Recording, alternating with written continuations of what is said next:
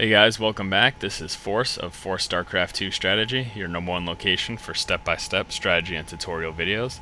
Today we're going to be taking a look at a Zerg strategy that is going to be a solid response to your Protoss opponent going for early game Phoenixes. Basically, early game Phoenixes is a fairly strong play on a Protoss player's part versus Zerg, simply because of their ability to use the Graviton Beam to lift off your queens and take them out, and also just the amount of harassment that they can do to your overlords. Graviton Beams are also going to help ward off any early game pressure, basically because they can lift up any units that might be hitting you. A little bit of friendly banter between the two players before the game here, nothing too uncommon on BattleNet. As long as it doesn't turn nasty, then it's not too bad. Anyways, getting right into things here, this strategy is we're gonna be taking a look at the strategy from a replay that took place at a game in the Diamond League between the players Balchinian and By Game Hunter. So starting things off here, we're going to be just droning up basic stuff, getting your first Overlord at 9, continue making drones. Also going to be getting this extractor before we get our spawning pool in this particular build. The Zerg player here is looking to get some fast roaches and Zerglings versus Protoss opponent, just as a kind of a general mix to counter any aggression that he may see from him. And it is a good strategy, but I don't fully agree with how it actually took place in this game, simply because of the fact that the Zerg player actually went with this build before getting any kind of scouting knowledge, before having any idea what his opponent was doing. So as you can see here, dropping that spawning pool at 13 supply, saturating the extractor now, and by the time that spawning pool comes up, he's going to be pumping out his roach warren and start making some roaches. But again, I don't fully agree with how this took place, because he had done no scouting. You always want to make sure you scout your opponent before you make any major decisions as far as what you're teching into. And he's not going to have done that, unfortunately. If he moved up here, he would see the gateways there with the Cybernetics core dropping. That would kind of tell him that he's not going to be seeing any early game zealot pressure. And honestly, without any early game zealot pressure, going for roaches doesn't really make much sense. I mean, they're going to do okay versus stalkers, but not really in mass numbers, because stalkers are so much faster and they have a longer shooting range than the roaches do. So yeah, I mean, it worked out fine and well, and again, the point of this video is to show how to properly counter Phoenixes, which is just by getting Hydralisks and pushing out, taking advantage of the fact that they dumped resources into those Phoenixes and don't have much of a ground army.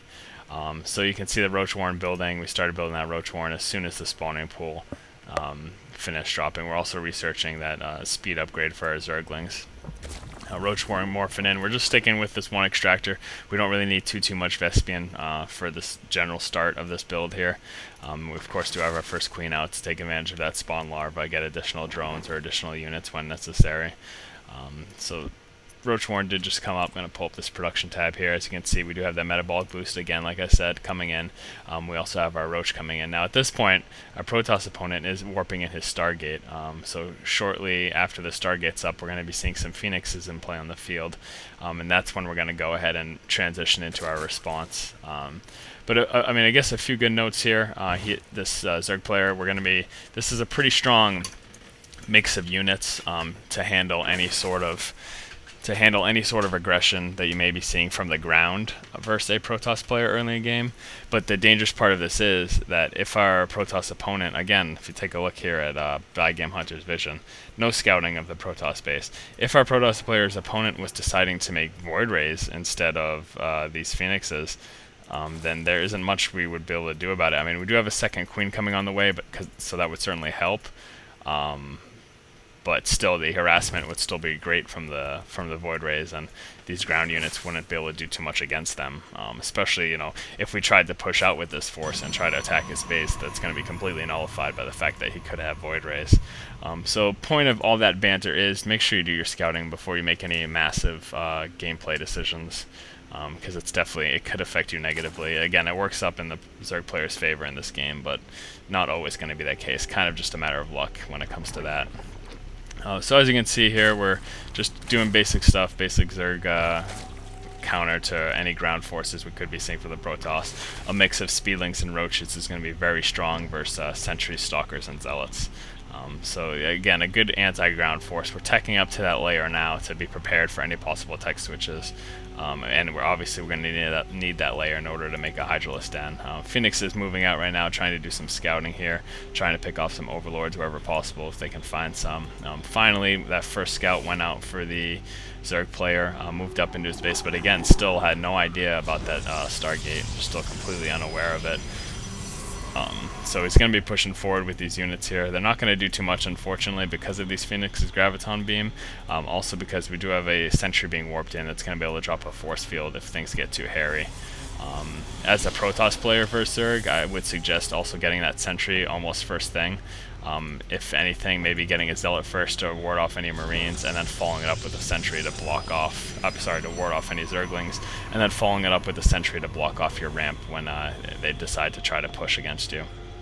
So as you can see, we're pushing up here with our Roaches and our Speedlings. I'm not going to do too much. Again, we're kind of being forced back here because of these Phoenixes lifting it off, and with our attack force we have no anti-air.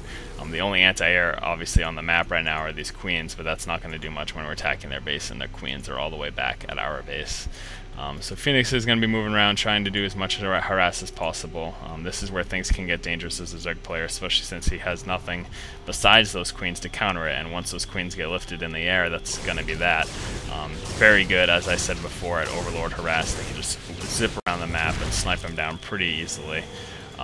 We have that Hydralisk den coming in. Basically, as soon as, you want to get that layer relatively early, because as soon as you see those Phoenixes, you're going to want to be able to switch to Hydralisk. So putting in that Hydralisk den, and then going to be morphing in some Hydralisk as soon as we get the minerals in the Vespian.